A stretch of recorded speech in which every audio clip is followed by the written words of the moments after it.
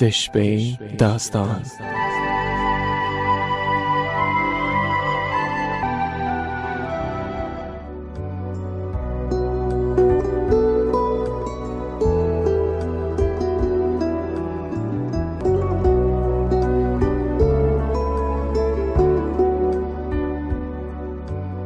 د واکمن او بخونکي ذات په سپېڅلې نامه. د سپوږمۍ راډیو قدرمنو اورېدونکو سلامونه، ستړي مشئ او له رنګینیو ډکه شپه مو په خیر. دا د یو وار بیا مو زه سلیمې ورور د شپې داستان خپرونو په لړ کې د نیکه په زړه پورې ناول له وروستۍ برخې سره هرکلی کوم.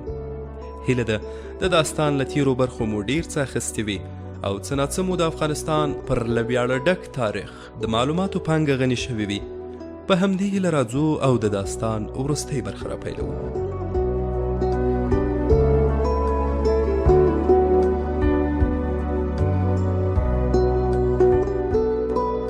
میرویس نیکه له اوله پوهېده چې ښار تر محاصرې لاندې راځي. د خپل قومندانان را وغوښتل. اوږدې محاصرې ته د تیاري په اړه وغږېدل. ویې ویل چې د 2 کلونو لپاره خواړه لري، خو بیا دې هم له خوراکي موادو سره احتیاط کوي. وروسته یې وویل چې د ښار د باندې هم باید یو څوک ولرو چې د قبیلو له مشرانو سره خبرې وکړي، لښکر جوړ کړي او راتلونکي ته تیاری ولري. دا مسؤلیت سیدال خان ته وسپاره، خو سیدال خان او نورو قومندانانو وویل چې د دې کار لپاره تر ټولو میرویس نیکه ښه دی. دی د قبیلو له مشرانو سره په ژبه پوهیږي، له ټولو قومونو سره نیک روابط لري، باوري کس دی او ډېر خلک پرې راټولیږي. میرویس نیکه نه منله، ویلي چې خپل ولس یوازې نشي پرېښودی، خو د نورو ټینګار دې ته اړ کړ چې د هغوی خبره ومني.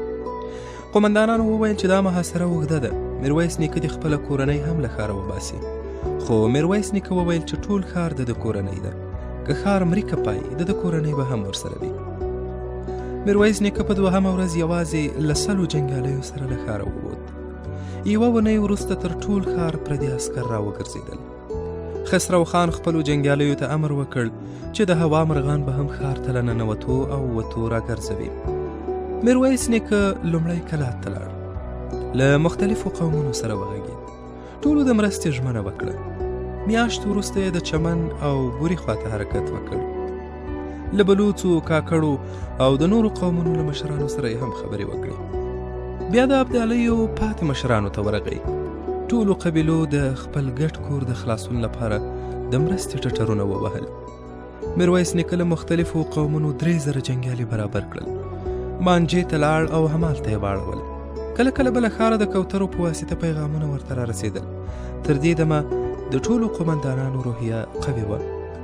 محاصره اوږده شوه. کله کله به دواړو غاړو ته توپونه وغړمبېدل، خو د خسرو خان لښکر له خپلو مورچو مخکې نه ورتلل. د مني په یوه سړه شپه کې د سیدال خان زر تکړه سپاره له ښاره راووتل. د ښار په لویدیځه برخه کې د خسرو خان پر عسکرو یرغل وروړ، خو ګټه یې ونه کړه. له راغلو 1000 جنګیالیو ایله 400 کسانو بیرته روغې پښې یوړې. میرویس نیکه یو کوچنی کاغذ د کوترې پر پښه ور وتاړه. سیدال خان ته یې لیکلي و چې د خسرو خان د لښکر خوراکي مواد په خلاصېدو دي، ډېر وخت مقاومت نشي کولی، اوس یوازې ښار وساتئ. د میرویس نیکه خبره سمه وه. د خسرو خان د عسکرو خوراکه ایله 5 میاشتې بس شوه. زرګونه آسونو هم واښه غوښتل. خوار او ناروغ آسونه به چړو ته سیخېدل، وږو عسکرو به د آسونو غوښې خوړلې. خو د پسرلي په پیل کې بیرته ښه شول. ښار ته نږدې یې له هلمنده د راتلونکو کوچیانو په سلګونو میږې، پسونه او اوښان را وګرځول او وږی لښکر د یو څه وخت لپاره بیرته موړ شو. آسونه هم بیرته یو څه په غوښه پټ شول. شنه باغونه، د ونو پاڼې او راشنه شوي واښه ورته ښول. میرویس نیکه د کوچیانو د تګ لاره بدله کړه. د کندهار لویدیځو او شمالي برخو ته خپل کسان ولېږل چې پر دښتو یې پام وي. د جوزا میاشتې په لومړیو کې یې هغه سلګونه په خوراکي موادو بار اوښان را وګرځول چې له هراته د خسرو خان مرستې ته راتلل. د خسرو خان په لښکر کې بیا لوږه ډېره شوه. دوی به د روغو آسونو پر ستونو چاړې ورتېرولې. خو د هوا په ګرمېدو سره د میرویس نیکه زړه ولوېد. سیدال خان ورته لیکلي و چې د غنمو په ذخیره کې تورې وړې حشرې پیدا شوې او تر نیمایي ډېر غنم یې له خوراکه ایستلي دي. د اوړي په لومړیو کې د میرویس نیکه جنګیالي ډېر شول. له غزني، کلات، هلمند او نورو سیمو ګڼ کسان راغلل. د میرویس نیکه د جنګیالیو شمیر 6,000 تنو ته ورسید. له ښاره خواشینونکي پیغامونه را رسېدل. یوازې ماشومانو 3 وخته وچه ډوډۍ خوړلی شوی، نورو به په 2 وخته ګزاره کوله.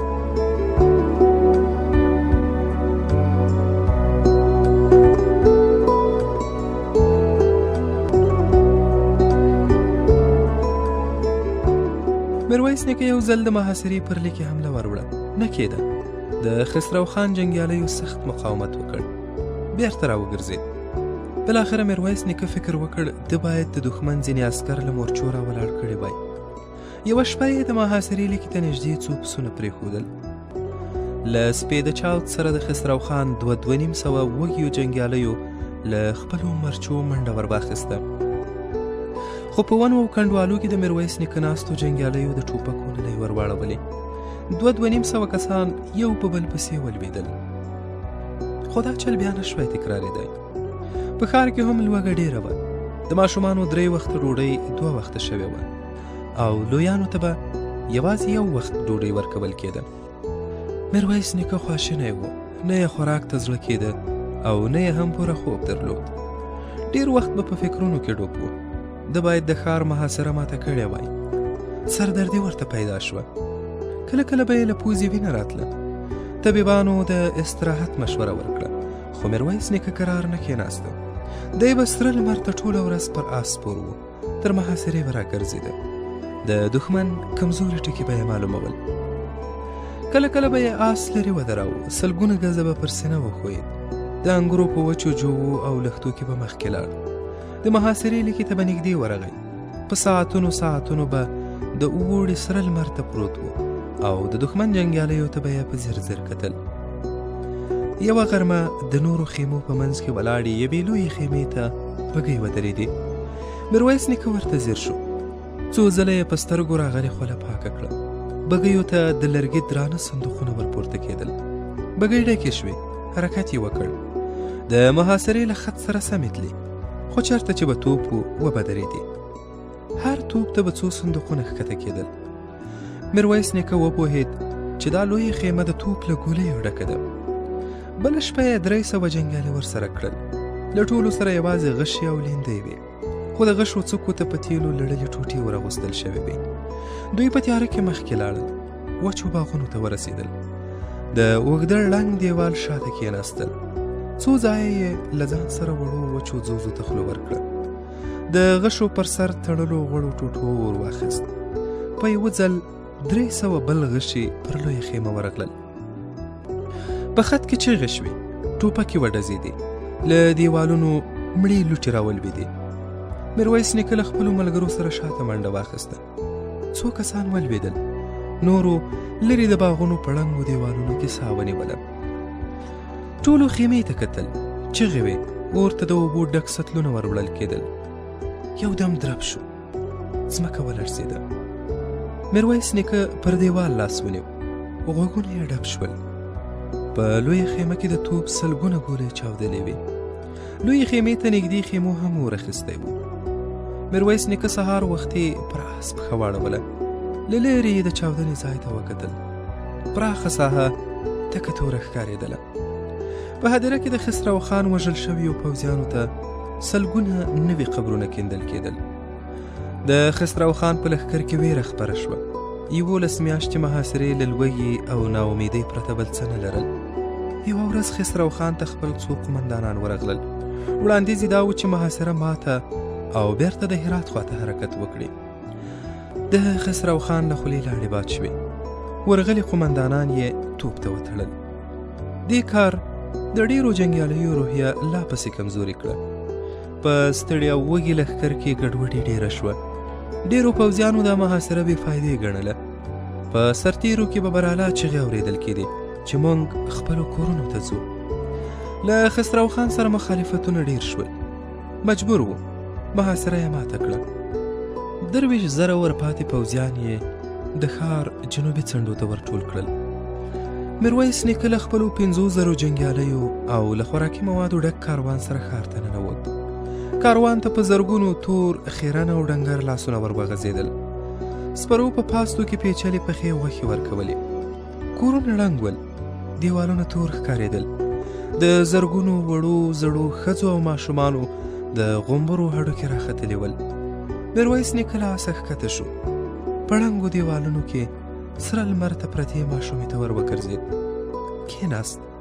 یوه شېبه یې د ماشومې ببرو ویښتو، شکېدلو جامو او په ډنګر سپېره مخ کې تر پټو سترګو راګرځېدلو تورو حلقو ته وکتل. غاړې ته یې لاس ور وړ.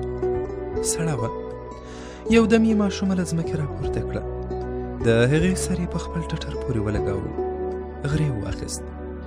ماشومه یې د یو ړنګ دیوال سیوري ته پرېیسته. ودرېد. شاوخوا یې وکتل. په خاورو کې ښځې او ماشومان ناست ول.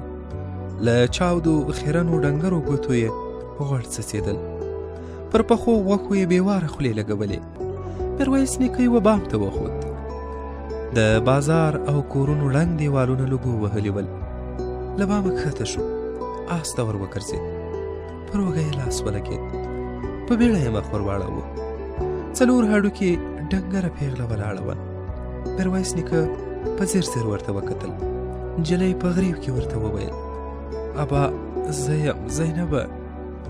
میرویس نیکه یو دم خپله لور په غېږ کې ونیوله. زینبې په چغو چغو وژړل.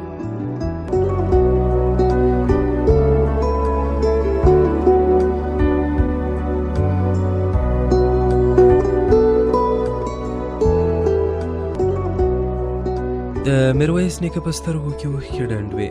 یوه شېبه یې خپله لور په غېږ کې ونیوله. بیا یې پر ککرې ښکل کړه. په غریو کې یې وویل: لورکۍ نور چېرته دي؟ یو غږ یې واورېد: ابا.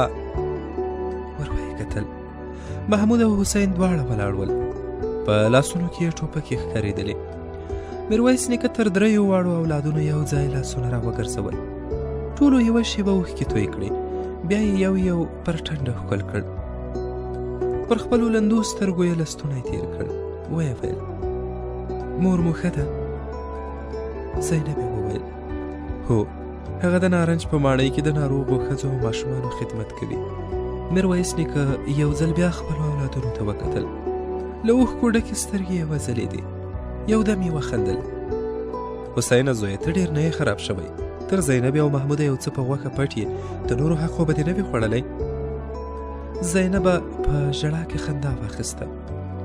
نه ابا، مور او محمود ورور مې موږ دواړه په ګېډه ماړه ساتلو. خپله برخه وچه ډوډۍ به یې هم را سره نیموله. میرویس نیکه یو وار بیا خپل اولادونه په غېږ کې ونیول. ویې ویل: وروسته به په کراره سره کیسې کوو. هلئ اوس وږي ماشومان ماړه کړئ. 3 واړو د خپل پلار لاسونه ښکل کړل. میرویس نیکه پر ټولو کلاو را وګرځېد. نیمایي ښار ړنګ و. د کلاو برجونه او دیوالونه توپونو خوړلي وو. د چهل زینو د غره په لمنه کې د ښار عمومي هدیره څو ځله لویه شوې وه. میرویس نیکه د جنګي کلا زیرزمینۍ ته ورښکته شو. په سلګونو ناروغان پراته ول. طبیبانو نوې راوړي درمل ورکول. په 2مه ورځ یې د نارنج د ماڼۍ په لوی سالون کې قومندانان او د قبیلو مشران راټول کړل. د ټولو زړونو ته لوېدلې وه چې خسرو خان پر ښار وروستۍ حملې ته تیاری نیسي. دوی پوهېدل چې دا جګړه برخلیک ټاکونکې ده. ماته خوا به لرې خو راخیږي. میرویس نیکه له ټولو قومندانانو راپور وغوښت. 1 ساعت وروسته وپوهېد چې 16,000 جنګیالي لري او د توپونو ګولۍ هم د یوې زورورې حملې لپاره کفایت کوي. ده غوښتل چې دا ځل له ښاره د باندې پر دښمن حمله وکړي. میرویس نیکه پوهېده چې د خسرو خان جنګیالیو ته کال مخکې جنګي روحیه نه ده ورپاتې. وږي او نهیلي دي. د په لومړي او ناڅاپي برید کې خپله ګټه لیده. میرویس نیکه خپلو قومندانانو ته د جګړې د تیاري امر وکړ. هغوی ته یې وویل: مخکې تر دې چې خسرو خان خپل لښکر تیار او پر ښار راشي، موږ له ښار وروځو. دوی تر نیمې شپې د جګړې پر نقشه وغږېدل. په سبا یې د چهل زینو او جنګي کلا پرته نور توپونه د ښار منځ ته راوړل. د ماښام په تیاره کې له پلان سره سم عزیز خان نورزی له 4,000 جنګیالیو سره له ښاره ووت. ماسخوتن ټول ښار د ډولونو غږ پر سر واخیست. هر توپ پر 2 قوي اسانو پسې تړل شوی و. د توپونو د عربو غنجا د ډولونو په غږ کې ورکه وه. تر نیمې شپې له ښاره 50 توپونه ووتل او په داسې کنډوالو او هوارو ځایونو کې ودرول شول چې ګولۍ یې د خسرو خان سلګونه خیمو ته وررسېدای شوی. له هرې کلا په زرګونو جنګیالي راووتل. تر سپېدو مخکې د جنګي کلا مخ ته 8,000 آسونه ولاړ ول. چوپه چوپتیا وه. په 8,000 جنګیالیو کې ټوخی هم نه اورېدل کېده. کله کله به یو نیم ځای اغوستې زرې وشرنګېدې. له اوږدې چوپتیا وروسته میرویس نیکه وویل: اوس یې وخت دی. د جنګي کلا په یوه برج کې مشال بل شو. ناڅاپه د 500 توپونو له خولې سرې لمبې راووتې. ځمکه ولړزېده. د خسرو خان په ویده لښکر کې اورونه بل شول. میرویس خان خپل آس ته پونده ورکړه. زوروره چغه یې له خولې راووته: حمله!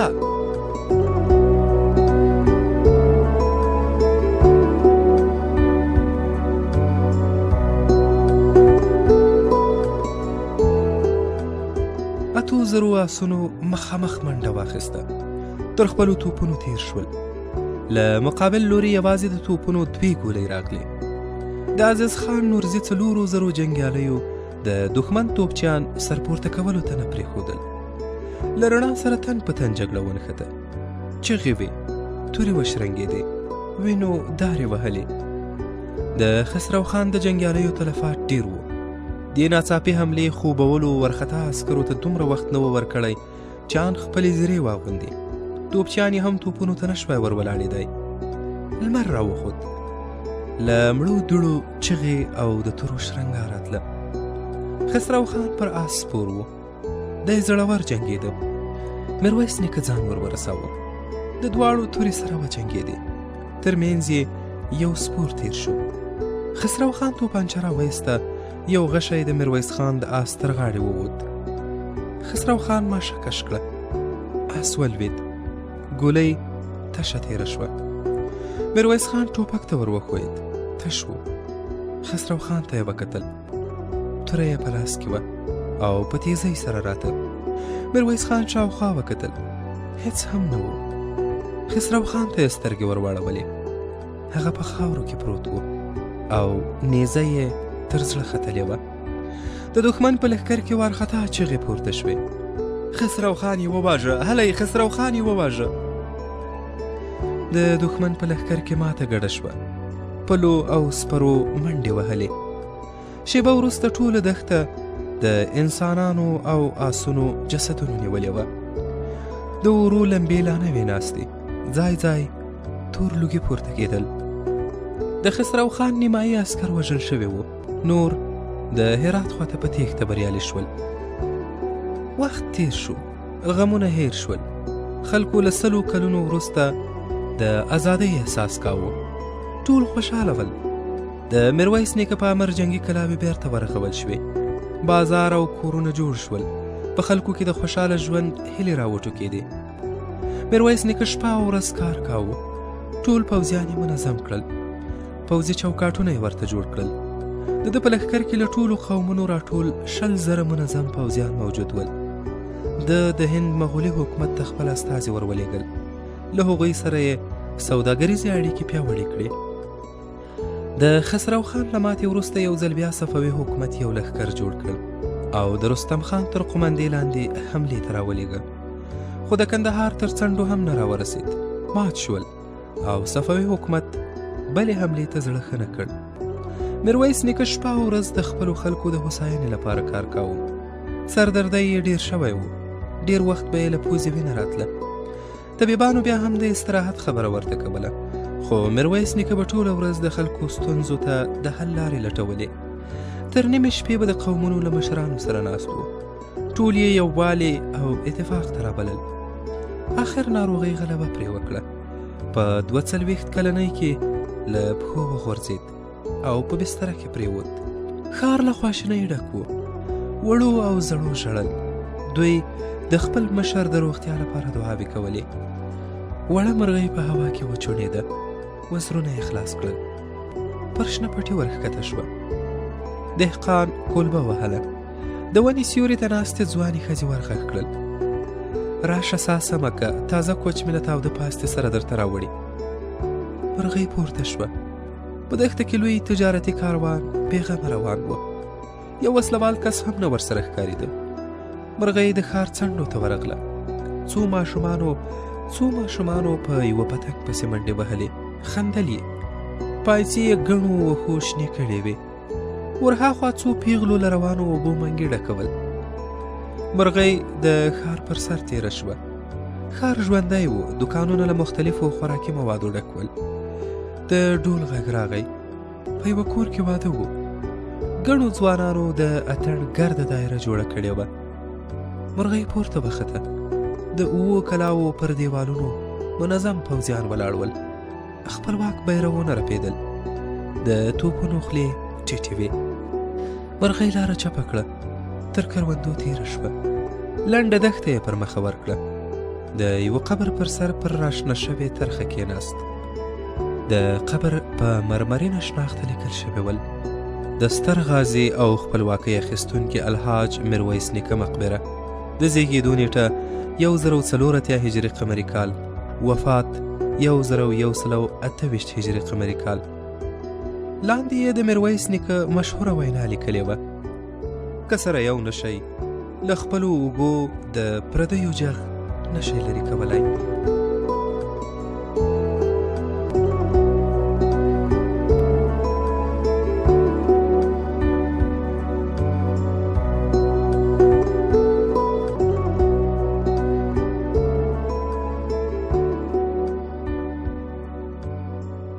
د شپې داستان خپرونې درنو مینوالو، زموږ د نن شپې داستانو وروستۍ برخه هم همدومره وه او په همدې ځای رانغاړو. تر بیا او بلې شپې چې یو وار بیا زه سلیمې ورور له یوه بل نوي او په زړه پورې ناول سره ستاسو درانه چوپړ ته راځم. تاسو په لوی او مهربان الله سپارم. سوکاله شپه ولرئ.